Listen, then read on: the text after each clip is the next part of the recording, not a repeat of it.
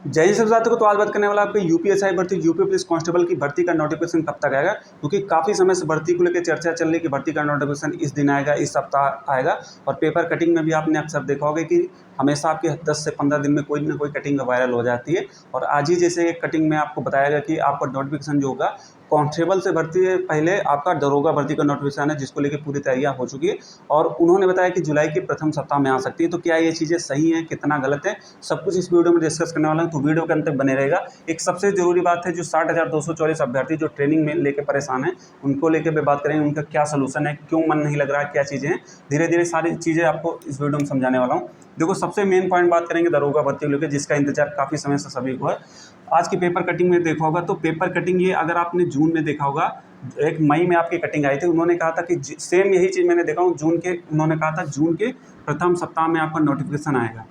और वही फिर आज आपका जून में कटिंग आई है, उसमें उन्होंने बताया कि जुलाई में आपका नोटिफिकेशन आएगा। लेकिन मैं एक चीज़ आपको क्लियर कर देता हूँ, भर्ती बोर्ड कोई भी अगर देख रहा हूँ पिछले काफ़ी समय से कोई भी काम कर रहा है, चाहे कोई भी भर्ती को लेके, वो आपके अंतिम सप्ताह को ज़्यादा अच्छा मानना है, क्योंकि अंतिम सप्ताह उनके लिए अच्छा गया। तो अंतिम सप्ताह में ही ये सारी चीज़ें कर रहे हैं। कोई भी भर्ती का नोटिफिकेशन हो, एग्ज़ाम करवाना हो, या कुछ भी लेके कोई नई प्रक्रिया चालू करना हो, तो अंतिम सप्ताह, तो जून का अंतिम सप्ताह चल रहा है, तो इसमें पॉसिबिलिटी तो ज़्यादा दिख नहीं है। लेकिन आप जुलाई के अंतिम सप्ताह को मान के चलें, इसमें आपका 100% चांसेस है कि आपका नोटिफिकेशन आ जाए। तो इसको लेके अपना जो भी है, अगर आपके डॉक्यूमेंट अभी कंप्लीट नहीं है, फॉर्म भरने वाले, जात हो गया, आपका निवास हो गया, जो भी SC ST सर्टिफिकेट हो गया, EWS, ये अपना अभी से कंप्लीट करवा ले। वही बात करेंगे एज लिमिट कब से काउंट होगी, क्योंकि 3 वर्ष की छूट मिल चुकी है, बहुत से अभ्यर्थियों का डाउट था। तो वो भी एज लिमिट लेके बता देंगे कब से कब तक आपकी काउंट हो सकती है। ठीक है, ये मुझे लग रहा है आपका क्लियर हो गया होगा। वहीं अब बात करेंगे आपके कांस्टेबल भर्ती को लेके, वो कब तक आपकी आ सकती है।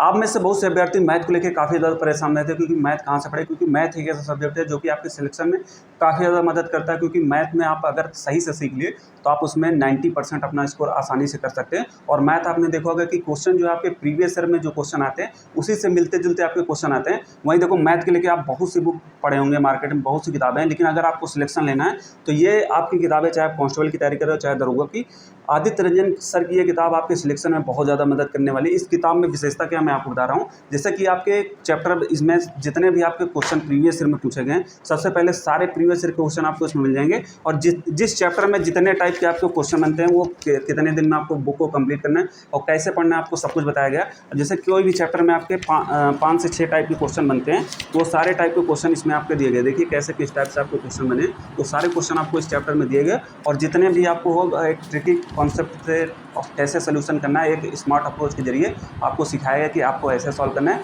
जो कि आप खुद से समझ सकते हैं इसके सोल्यूशन को। जिसमें आपको डिटेल्स में चैप्टर वाइज आपको सोल्यूशन दिया गया है। तो जिनके पास नहीं हो, जाके परचेज कर सकता है, क्योंकि प्रीवियस ईयर का इसमें बहुत बड़ा आपका संग्रहण है। क्योंकि प्रीवियस ईयर से ही मिलते जुलते आपके क्वेश्चन आपके आते हैं। क्योंकि किसी भी एग्जाम को मेरे भाई आपको क्रैक करना है, तो प्रीवियस ईयर का बहुत बड़ा रोल होता है। अगर आप इस बुक को परचेज करना चाहते हैं तो आपको वीडियो के डिस्क्रिप्शन में लिंक दे दूंगा, आप जाके परचेज कर सकते हैं। वही बात करते हैं आपके कांस्टेबल भर्ती को लेकर। देखो, कांस्टेबल की भर्ती में क्या होगा, पहले आपकी यूपीएसआई आएगी, उसके एक महीने बाद अपना मान लीजिए कांस्टेबल की भर्ती आ जाएगी।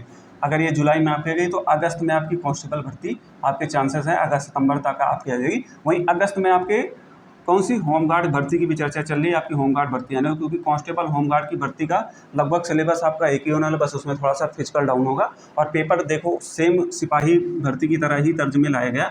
तो जो भी है अपना उसको भी टारगेट लेके अपना तैयारी कर सकते हैं, क्योंकि सैलरी इसमें देखा जाए तो लगभग आपको 25,000 से 30,000 तक आपको सैलरी होमगार्ड में मिलने वाली है। और इसका फायदा क्या होगा कि कांस्टेबल भर्ती में आपको 5% का इसमें कोटा होता है, उसके जरिए आप कांस्टेबल भी बन सकते हैं। ठीक है, ये चीज़ होगा। जब भविष्य में आपकी भर्ती आएगी तो आपके पास कोटा रहेगा, तो उसके जरिए भी आप इसमें जो है सिलेक्शन ले सकते हैं, आपका कोटा रहता है। वहीं बात करेंगे आपके एज लिमिट को लेकर कि एज लिमिट आपकी कब से काउंट होगी। देखो, एज लिमिट आपकी कोई भी भर्ती आपकी यूपी के अंदर आती है, चाहे कांस्टेबल की हो चाहे दरोगा की, तो उसमें एज लिमिट कब होगी, उस साल के जुलाई महीने से 1/7/2025 से होगी। तो चाहे ये भर्ती आपके जुलाई में आए, चाहे अगस्त में आए, सितंबर, अक्टूबर, नवंबर, कभी भी आए, तो एज लिमिट आपकी 1/7/2025 को है। वहीं दरोगा भर्ती में आपकी छूट मिल गई है, तो अब जनरल की एज हो गई है 21 से 31 वर्ष तक। और वहीं OBC, SC, ST उनके हो गई है 21 से 36 वर्ष तक। अब सोचिए इतने आपको छूट मिल गई और इतने एज तक वाले फॉर्म भर सकते हैं, तो सोच सकते हैं कि आपका कंपटीशन इसमें ठीक ठाक जाने वाला है। और लोगों का स्कोर भी इस समय देख रहा हूँ कि सबका स्कोर जो है 120 प्लस ही जा रहा है। तो इस बार सोच सकते हैं आपकी कट ऑफ कितना जा सकती है यूपीएसआई में, और वैकेंसी आपकी कितनी है 4500। तो कंपटीशन आप सोच सकते हैं, तो तैयारी भी आपको उसी लेवल से करना पड़ेगा, तभी सिलेक्शन होने वाला है। कम से कम भाई 130 तो लेके चलना पड़ेगा टारगेट, तभी कुछ होने वाला है। वही आप सबसे मेन बात करने वाले हैं आपके 60,244 अभ्यर्थी जो काफ़ी समय से परेशान चल रहे हैं कि कब से जो है कब से काउंट होगी।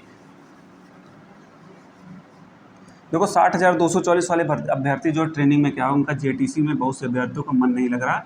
उनका मन है कि जो है छोड़ कर चले जाएँ।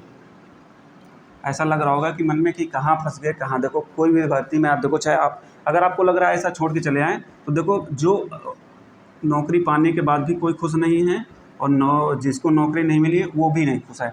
जो जिसका सिलेक्शन नहीं हो उससे एक बार पूछो तो वो कितना उसका मन होगा कि मेरा सिलेक्शन हो जाता, मैं ऐसे करता, और जिनका हो गया वो अलग ही परेशान है। तो देखो कहीं भी आप खुद सेटिस्फाइड नहीं हो, चाहे आपकी जॉब लगे चाहे ना लगे, दोनों जगह आप सेम ही हैं। और जिनकी नहीं लगी उनको लग रहा है कि बहुत बेहतर होगा, मुझे काश एक बार मौका मिल जाए, और जिनको मिल गया तो वो अलग ही परेशान है। तो देखो ऐसे मेरे भाई, अगर आपको नहीं पसंद आ रहा है तो भाई सबकी समस्याएं अलग अलग हैं, तो इससे अच्छा मेरे भाई प्राइवेट नौकरी करके देख लेंगे, आपको खुद समझ में आएगा। वहाँ भी आपको कोई आराम से तो बैठने नहीं, 8 से 10 घंटा वर्क करेंगे, और सैलरी कितनी मिलेगी, मैक्सिमम से मैक्सिमम आपको 20,000 15,000, इससे ऊपर क्या मिलेगी। और यहाँ पे क्या होगा, ट्रेनिंग में भी थोड़ा दिक्कत हो सकती है। और ट्रेनिंग सोचो अभी आपकी यहीं पे होगा, कहीं अगर आप पैरा मिलिट्री सेंटर पर फंस जाते तो भाई आपका क्या हाल होता। तो ज़्यादा परेशान हो जाते हैं। अभी आपको थोड़ा बहुत दिक्कत होगी, जैसे कि आरटीसी में भी आपका, आरटीसी में तो आपका इससे ज़्यादा बिजी शेड्यूल होगा। आपको फ़ोन चलाने का मौका भी नहीं मिलेगा, सुबह उठेंगे फिर वहाँ जाएंगे, ऐसे ऐसे करते करते आपका पूरा दिन बीत जाएगा, आपको मौका भी नहीं मिलेगा। बस आपको दिन कब समझ में आएगा, जिस दिन आपकी संडे होगा या कोई भी ऐसा डेट है जिसमें आपकी गज़टेड छुट्टी रहती है, उस दिन आपको दिन थोड़ा समझ में, उस दिन आपको टाइम मिलेगा। वहीं पढ़ने के लिए की बात करें, मैंने आपको बहुत पहले ही बताया कि आपको 2 से 3 घंटा आप इससे ज़्यादा समय नहीं निकाल सकते पढ़ने में, वो भी शाम के समय, क्योंकि आपकी भी लाइफ है, ट्रेनिंग मेहनत होती है, तो उसके लिए भी आपको थोड़ा सा रिलैक्सेशन चाहिए। और क्योंकि आप सुबह लगभग मान के चले 4:30 बजे तो आराम से उठ जाएंगे आरटीसी में, और रात में फिर 10 बजे, तो कम से कम भाई आपको 6 घंटे की नींद तो लेना पड़ेगा, क्योंकि इतना मेहनत होती है आपकी। रनिंग हो गया, फिर उसके बाद पीटी हो गया, आईटी परेड में हो गया, ये चीज़ें होती है। तो ज़्यादा देखो परेशान हो जरूरत नहीं है, ठीक है। छुट्टी लेके देखो, छुट्टी बहुत से सेंटरों पे आपको दे रहे हैं, कुछ सेंटर पे आपको नहीं दे रहे हैं। तो भाई अपने हिसाब से अपने प्रभारी से एक बार कहिए कि एग्ज़ाम है, आपको छुट्टी मिल जाएगी, ठीक है, 1 दिन की बात है, आपको छुट्टी मिल जाएगी। आरटीसी में भी आपको छुट्टी का प्रावधान है 6 दिन का।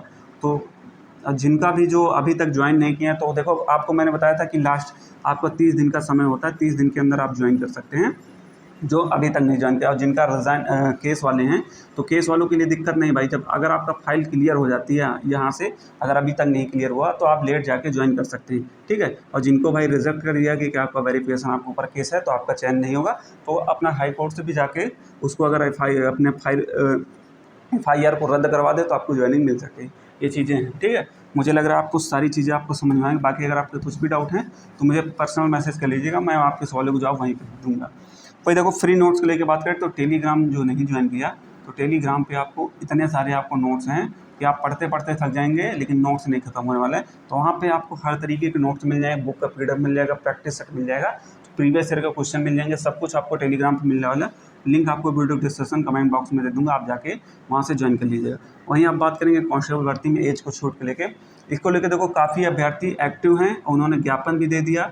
हो सकता है आपको छूट मिलने एकदम तय है, क्योंकि जेल वार्डर भर्ती में जो पुराना नोटिस वायरल हुआ था उसमें 3 वर्ष छूट की बात की गई थी, और इसमें आपकी 3 वर्ष की छूट की बात फिर चल रही है। कई लोगों ने जब ज्ञापन दिया तो मुख्यमंत्री जी तक आपकी बात पहुंच चुकी है, तो हो सकता है आपको छूट में मिल जाए। वहीं अगर आपको छूट मिलती है तो पहले एज कितनी होती है आपकी, 18 से 22 वर्ष, और अन्य कैटेगरी की 18 से 27, OBC SC, तो महिलाओं की आपकी होती है 18 से 25 वर्ष। अगर छूट मिल जाएगी तो महिलाओं की हो जाएगी 18 से 28, और पुरुष की जनरल और EWS की 18 से 25 हो जाएगी, और अन्य कैटेगरी की 18 से 30 हो जाएगी। ये आपकी एज होने वाली है। तो ये जो भी इस क्राइटेरिया में है, अपना तैयारी करते रहो, क्योंकि तैयारी देखो एक दिन में नहीं होता। सोच रहे हैं कि नोटिफिकेशन आ जाएगा तब तैयारी करूँगा, तैयारी के लिए आपको पर्याप्त समय चाहिए, जिसके ज़रिए आप जो है अपनी एक रणनीति बनाएं और अच्छा खासा स्कोर करें। क्योंकि इस बार जो है लगभग आपको कम से कम जो है 120 का टारगेट लेके चलना है, अगर आपको सिलेक्शन श्योर तरीके से सेफ लेना है। क्योंकि इतने के नीचे भाई सोचना मत, तभी कंपटीशन आपका काफ़ी ज़्यादा बढ़ गया है। वैकेंसी भी आपकी कम है तो कंपटीशन भी आपका ज़्यादा रहेगा। प्लस उसमें क्योंकि इस बार आपका हुआ, फिर अगली बार से अग्निवीर कोटा हो जाए तो फिर काफ़ी ज़्यादा आपका सिलेक्शन के लिए काफ़ी ज़्यादा फिर मेहनत करना पड़ेगा, खास करके जनरल कैटेगरी के लिए। और जो भी आपके डाउट हो तो कमेंट करना, मैं कमेंट में आपको जवाब दूँगा।